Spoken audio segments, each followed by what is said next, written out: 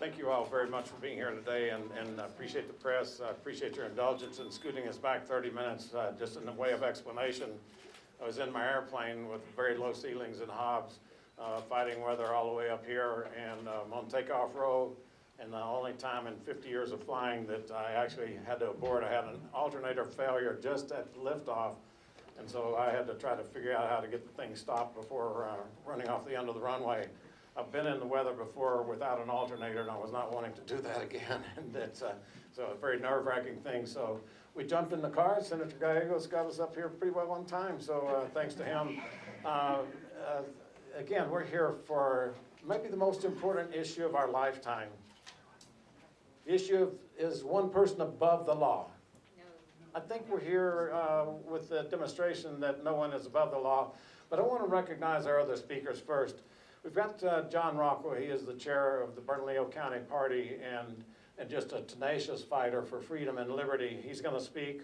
After him will be Jay Block, former commissioner in Sandoval County, and again, someone that I know personally will fight for liberty every day.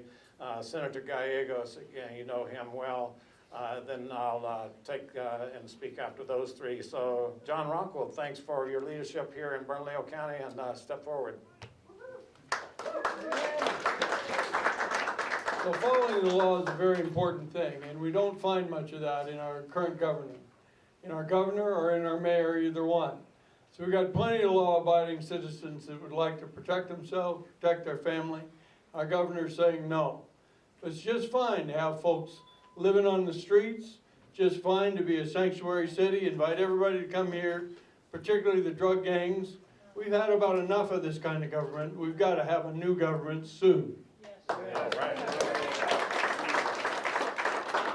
Thank you. Commissioner Jay Block, Sandoval County. You know, the governor, in her 4.5 years in office, she has closed our schools, prevented us from going to church, closed our businesses, and now here she is taking away our Second Amendment rights. And we cannot let this stand. You know, the public health emergency is really on the southern border. And when the governor took office, she took our National Guard away from the southern border. So now we have fentanyl and drugs that are destroying our families, and now we have high crime, and the governor, once again, didn't do anything in her first term with the incredible crime bills that died in committee put forward by Republicans like Bill Ream and Stephanie Lord and so many others, and Senator Gallegos. The governor did nothing, and now here she is grabbing for more power. And the beauty of this is not about Republicans or Democrats or independents. Even the highest law enforcement official in New Mexico, the Attorney General, has said he will not defend her. And I want to thank Attorney General Torres, D.A. Bregman, who came out against her. Also, Sheriff Allen here in Bernalillo County, who did the right thing. Multiple state reps and senators are coming out against the governor. Democrats, by the way. That is us coming together as Constitution-loving Americans, unlike this governor, which is why I support the articles of impeachment against the governor. And I ask the governor to resign. Thank you.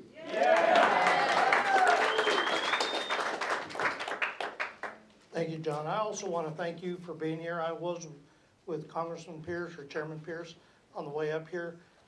We had a lot of good time to talk. It's somewhere around 325 miles from Eunice to here. But one of the things that just kept coming to mind for me is if the problem here in Albuquerque and Bernalillo County is the violence. She's talking about the shootings and the violence here. Why would she, using her statement, says the governor says she didn't expect criminals to follow the order. If it's about crime, and she's had opportunity, as Chairman Block was talking, Commissioner Block was talking, we've had opportunity in Santa Fe to fix these things. She's not willing. But now she's making it a point to take away the law-abiding citizens' sidearms, their firearms, what they use to protect their families. I just wanted to give you a briefing of what we're doing. So I know that we've got 3 to 4 lawsuits already being filed. The House Republican caucus and the Senate Republican caucus have their own. We're hoping to merge everybody to have one huge voice against the governor. We in Lee County are starting to look at ordinances to protect our communities and our county. And we're hoping that'll go across the state. And then you have Representative Lord and Block that are actually starting the impeachment process. I think that it's gonna take all of these and all of you to be able to stand up against the governor and say, we've had enough. New Mexico is better than this. New Mexico right now is being looked at by the whole country and probably the world in a really, really bad light. So I ask you to continue the fight with us so that we can protect every New Mexican in the state, not just the one on the 4th floor of the Capitol. Thank you.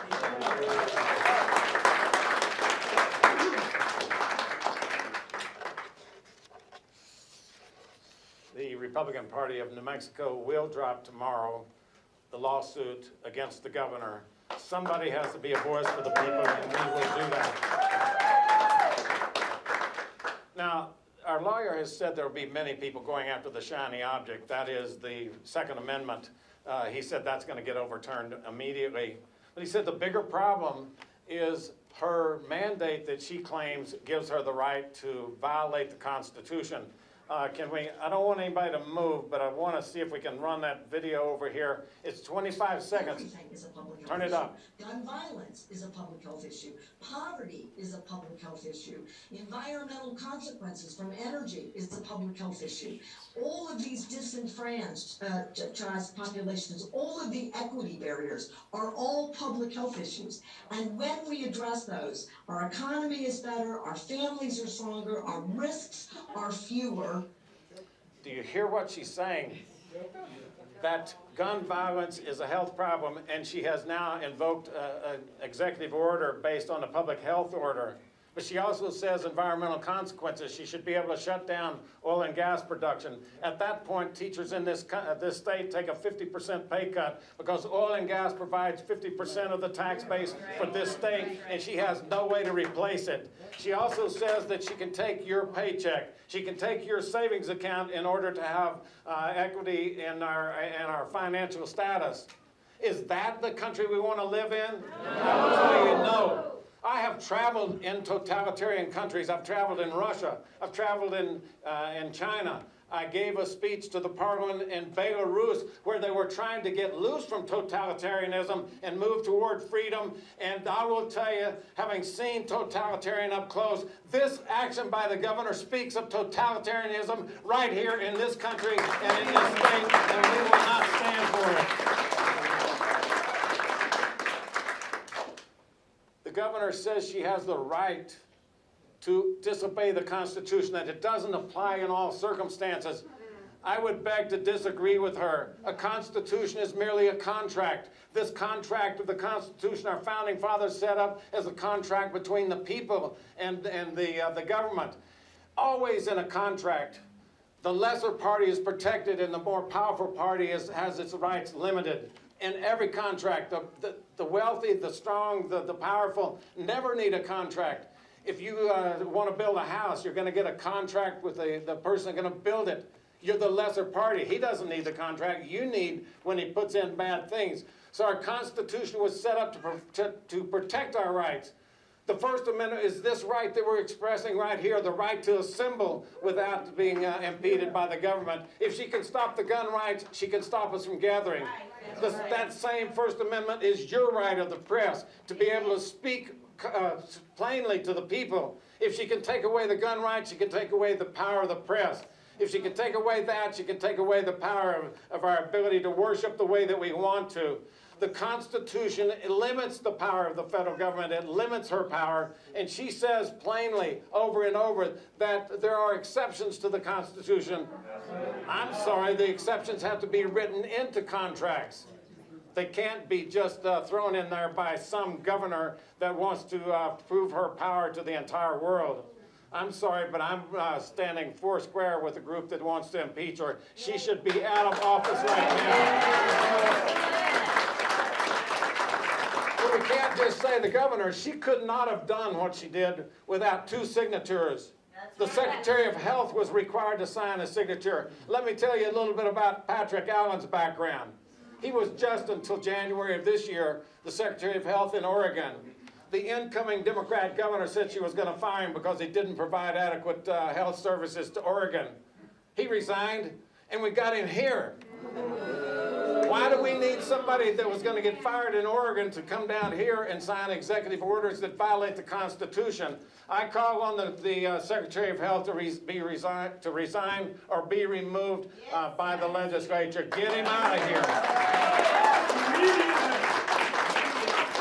In addition, the reports were that he was failing in one of his missions to provide provide education to the students during the pandemic, that Oregonians suffered more than any others.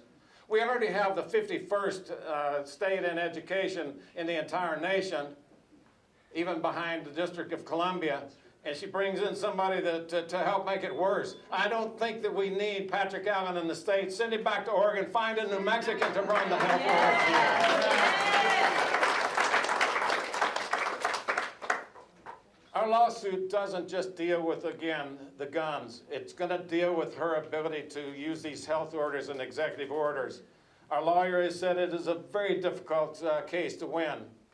We have taken the governor to task and taken her to the Supreme Court of New Mexico when she closed down small businesses. You remember she left the big box stores open, and she told small businesses you have to shut down. That fit a national narrative. They don't want small, independent, local businesses because they're hard to control. They can control one person at the top of these major corporations. And so we took her to suit. That's the only one the only lawsuit that we failed in the 7 or 8 that I've been participating in going to the Supreme Court. 7 out of the 8 cases that we've taken up there have been successful. I believe this is going to be successful. I believe the Supreme Court here in New Mexico is going to agree with us that there are limits to everyone's power, even the governor's power, even the president's power. No one is above the law, and that's our message today to the governor. You are not above the law, governor.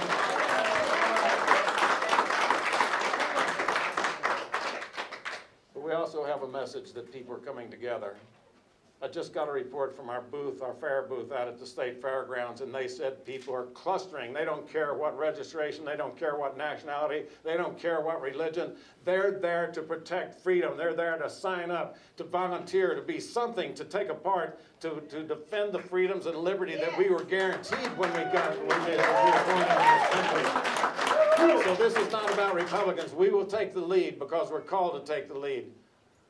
But know that we're not alone. This is all Americans, this is all New Mexicans standing up against the totalitarianism of this governor. And if she thinks the fight is over now, just wait until we get into that legislative session and the legislature begins to have to wrestle with the question, are we going to impeach or not? You're going to find people showing up there, you're going to find people demonstrating, and we'll see again that she wants to limit our power to gather together. Governor, that's another one of our freedoms, the First Amendment to the Constitution. Yes, and we're going to demand that when it comes time to speak to the legislative body about removing you from the office in which you hold today. So I appreciate everyone being here today. I appreciate our speakers, and I appreciate this group of people who love freedom enough to show up on a rainy day here in Albuquerque to listen to a couple of us speak too long. So thank you all very much. Appreciate it. And we're going to go to questions. We'll go to questions, and Ash, if you'll recognize the questions, you know who's here. And all right. No, I don't know what's going on in the governor's mind, but I suspect she, in her calculus, knows that she would likely have this swatted down. But she's got your attention, and she certainly wants to talk about this issue of gun violence. So what is the solution in your mind? If you're going to talk about gun violence, then go after the people that are doing the violent acts with guns.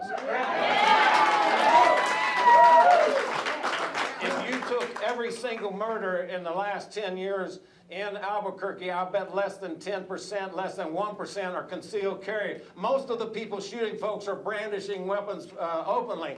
The people who are walking into restaurants and taking food off of diners' tables, the people who are breaking into stores and stealing and carrying out, Those are the people you attack. You don't attack the law-abiding citizens first. And then when she calls for the FBI to come in here, are you kidding me?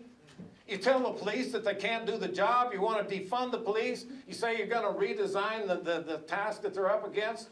And then you expect crime to dissipate. You turn criminals loose 6, 8, 9 times without putting them in jail for infractions, and you expect them to ever think that the law is going to apply to them. That's where you begin. Begin with the criminals. Don't begin with the law-abiding citizens.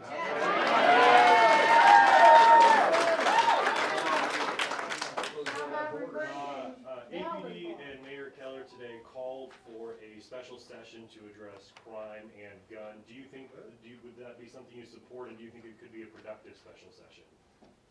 Look, all of us want special sessions to work, but they turned down every single crime bill in the past 2 or 3 sessions. So what are they going to do? Go up there and rubber stamp something? The mayor doesn't need a special session. What the mayor needs to do is support law enforcement and put criminals in jail. That's what the mayor needs to do. Do you have any other questions? Yep. What will it take to overturn Daniel's law? That's the one that sets the criminals free. That's why we have no bondsmen to date. Again, you recall that the whole process in that particular question to get the courts to turn people loose had to be put in front of the people in multiple different fashions and different words because the people turned it down. But they kept jockeying with the words, and so the legislative body intended to fool the people, and now they're saying, well, I just didn't know I was going to do that. I'm sorry. We see it happening in every single state. We see the crime that's happening because criminals get released over and over again. And I'm just saying to people, if you want Daniels overturned, you're going to have to elect different representatives. You're going to have to elect people who are committed to changing the things that are causing the crime. You have to change that. We're going to keep going as long as we need to. All right? Okay. You can still recognize them, but I'm running the show here. Do we have any more from the press? Yeah, I got one more. Yeah. So we heard from a constitutional law expert over the weekend about efforts to potentially get an emergency stay on this order. Is that something in the works, or can you tell me a little bit more about the mechanism of this lawsuit? Why should we need an emergency stay to protect the Constitution of the United States? I think they just need to whack this thing down and send her packing. That's what I think. She wants to go to D.C., fine. Let's give her a ticket. Other questions? Do you have any questions from the press? All right, yes, okay. Hi, just to piggyback off, I'm sorry, what's your name? John. John, sorry, just to piggyback off what John said, because that was also my concern in regards to gun violence. Speak up just a little bit, crime the flu bills jet's that- way too long. And crime bills that, were not passed, I know that was a huge concern as well, but just what's the underlying issue? Like, how do you guys find the middle ground? I know you guys are asking for her impeachment, but do you feel like that's the only solution at this point? Because she did say that it's a temporary ban, it's a cooling period. You know? do not temporarily stop liberty. Liberty never stops. It's written into the Constitution. She did not have the right to do it at all. So the fact that, oh, well, it's just temporary, I'm sorry, that's a game that's being played because you hear her on her speech saying that she's going to use it to stop poverty. She's going to use it to stop this, stop that. You cannot suspend the Constitution no matter how noble your intent is, and believe me, I do not think her intent is noble. I think her intent is to take rights away from law-abiding citizens, to take their savings accounts away, to redirect it, to take their pensions away. That's where this agenda is going that she mentioned to the Johns Hopkins School of Medicine, or to the Health Institute at Johns Hopkins. So I think that she gave us the roadmap that she intends to implement. So the idea is temporary. That means that she wants to, if it's too hot, then she'll pull it out of the stove and wait till people calm down and stick it back in. I think that we must act today and say, never again, Governor, will you violate the Constitution.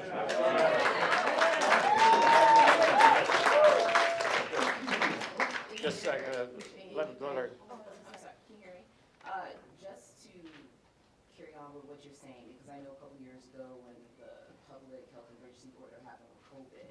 Yeah, you're going to have to speak up. I'm sorry. COVID, the temporary health emergency order with COVID, right? And I'm just asking to just be direct. Is there an underlying fear to think that it may be extended, this public health order? Because that's what we're saying. Yeah, there is a The election variant is coming. There is obviously a fear that it will be extended, but the greater fear is that it is implemented at all. That somebody would have the arrogance to say the Constitution does not apply to me all the time, that I have the right. She says those words, and I think that we need to hold her account for those words. That's the biggest fear, that she even had the idea that she could bridge the Constitution, that it did not apply. Sure, there's the idea that it's going to be used further. That's the reason our lawsuit is going not only after the Second Amendment protection, but it is digging down to that health order that she claims is the right. That is not the right to take away anybody's freedom. It is not the right to abridge any constitutional provision, and we are going to take that. It's a very difficult case that our lawyer has said, but that is where we are headed, because we must deal with this question in this country right now. We can't allow this thought process to take seed. All right. Yes. So you mentioned earlier about a possible middle ground is focusing on getting criminals behind bars. However, in the public health order, 2 of the specific cases mentioned involve children that were killed by teenagers that had their hands on guns. Do you have any comment on those concerns involving those cases? So if the question is, were these teenagers concealed carry holders? I don't think so. Yeah, if you want us to research, I'm sure I got somebody behind me that'll research, and I think you'll find that none of the ones that are being held accountable were concealed carry holders. They're the people who are following the law. They're the ones who get their permits. They go through classes.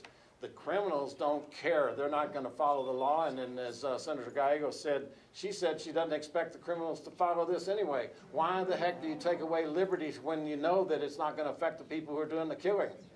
I don't understand that thought process. And again, I think it's about the agenda. I do not think it's... One more question. 2 more. I see. Yeah.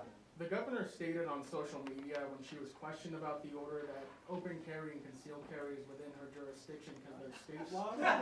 Just curious what your reaction to that is and if that'll be included in your lawsuit. Yeah, your question is, what's my position on open carry, concealed carry?